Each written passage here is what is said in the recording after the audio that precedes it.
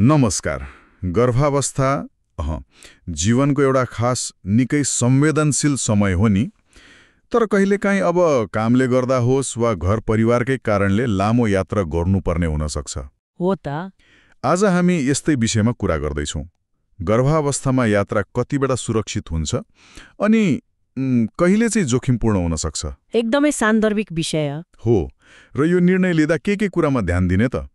हाम्रो यो छलफल चाहिँ गर्भावस्था र यात्रा सुरक्षा बारे उपलब्ध जानकारी अनि विभिन्न अनुसन्धानमा आधारित छ। एकदमै। गर्भावस्था आफैमा एउटा लामो यात्रा जस्तै हो हैन?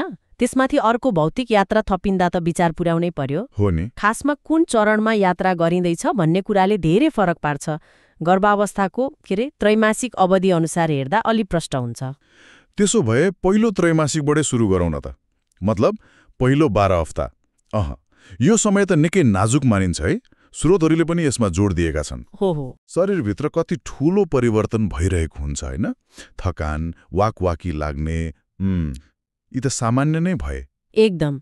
यो बेला त के हुन्छ भने भ्रूण पाठेघरमा स्थापित हुने, अङ्गहरू बन्न सुरु हुने समय हो। त्यो जरा गाड्ने प्रक्रिया नै निकै संवेदनशील हुन्छ।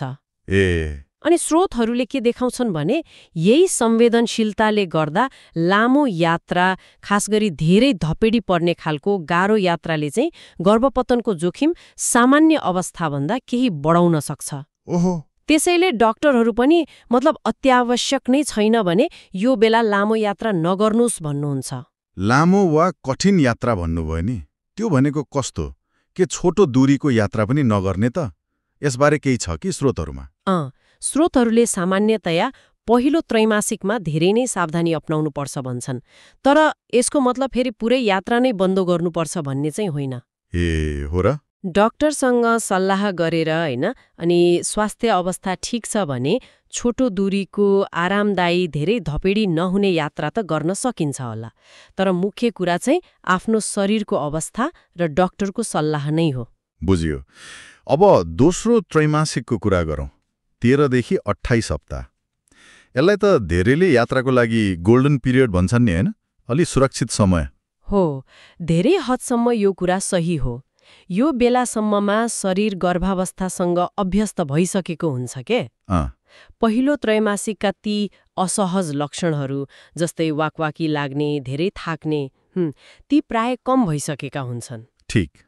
गर्भ पनि अलि स्थिर भइसकेको मानिन्छ अनि समय अगावै बच्चा जन्मिने जोखिम पनि तुलनात्मक रूपमा कम हुन्छ। अलि ऊर्जा बढेको जस्तो पनि महसुस हुन सक्छ।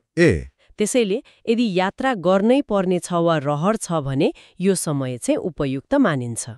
तर सुरक्षित भन्दैमा फेरि जथाभावी त गर्नु भएन होला।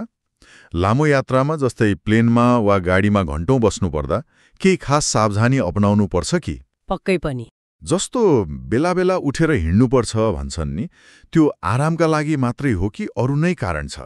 एकदमै महत्त्वपूर्ण कुरा उठाउनु भयो। यो आरामको लागि मात्रै होइन, गर्भावस्थामा त्यो हर्मोनको परिवर्तन र बढ्दो पाठेघरको चापले गर्दा रगत जम्ने जोखिम, जसलाई डिप भेन थ्रोम्बोसिस भनिन्छ नि, डीभीटी हो, त्यो जोखिम अलिकति बढी हुन्छ। अनि लामो समयसम्म एउटै पोजिसनमा बसिरहँदा त यो जोखिम झन बढ्ने भयो। त्यसैले हरेक 1-2 घण्टामा उठेर यसो हिँडुल गर्ने, खुट्टा तन्काउने गर्दा रक्त सञ्चार राम्रो हुन्छ। रगत जम्न नदिनलाई। हो। अनि अर्को कुरा, पर्याप्त पानी पिउनु पनि उत्तिकै जरुरी छ। डिहाइड्रेसन हुन दिनु भएन। त्यसले पनि रगत बग्न सजिलो बनाउँछ।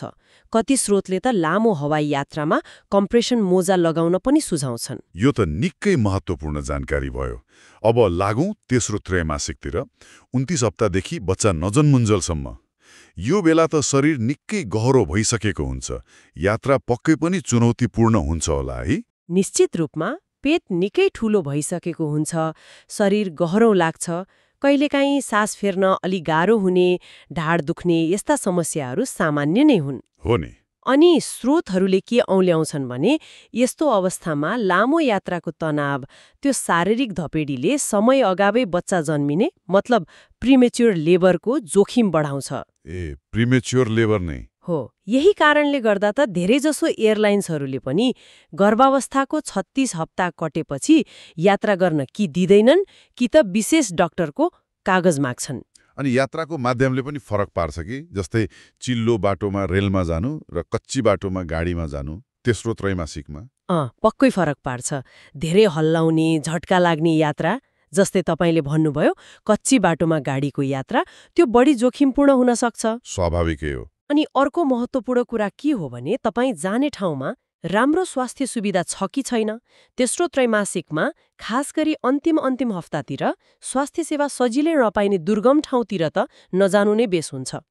भनेपछि सारमा भन्दा जुनसुकै त्रैमासिकमा यात्रा गर्नै पर्ने भयो भने पनि डाक्टरको सल्लाह त पहिलो नम्बरमा आइहाल्यो। अनिवार्य। अरू के कुरामा ध्यान दिने त छोटकरीमा? डाक्टरको अनुमति त भइहाल्यो। त्यसबाहेक आरामदायी सिट रोज्ने, नियमित बेला बेलामा हिँडुल गर्ने वा स्ट्रेचिङ गर्ने, पानी प्रशस्त पिउने, डिहाइड्रेसन हुन नदिन हो। अनि आफूसँग सबै मेडिकल रिपोर्ट, डाक्टरको सम्पर्क नम्बर राख्ने। हवाई यात्रा हो भने एयरलाइन्सको नियम के छ गर्भवतीबारे त्यो पहिले बुझ्ने। अनि यात्रा बिमा गर्दा गर्भवती सम्बन्धी जटिलता पनि कभर हुन्छ कि हुँदैन त्यो पनि हेर्नु राम्रो। शारीरिक स्वास्थ्यका कुरा त धेरै भए, तर यात्राको मानसिक पक्ष पनि हुन्छ होला नि। कहिलेकाहीँ रमाइलो होला, कहिले तनावपूर्ण पनि त हुन सक्छ। अवश्य। शारीरिक स्वास्थ्य जत्तिकै मानसिक स्वास्थ्य पनि महत्त्वपूर्ण छ। यात्राको योजना बनाउँदा होस् वा यात्रा गर्दा अनावश्यक तनाव नलिनु नै राम्रो हो। प्राथमिकता सधैँ आमा र बच्चाको सुरक्षा हुनुपर्छ। अनि यात्राको क्रममा कुनै पनि किसिमको असहजता भयो, जस्तै पेट दुख्ने, रगत देखिने वा पानी बग्ने जस्तो भयो भने तुरुन्तै खबर गर्नु पर्यो। तुरन्तै नजिकको स्वास्थ्य संस्था वा आफ्नो डाक्टरलाई सम्पर्क गरिहाल्नुपर्छ।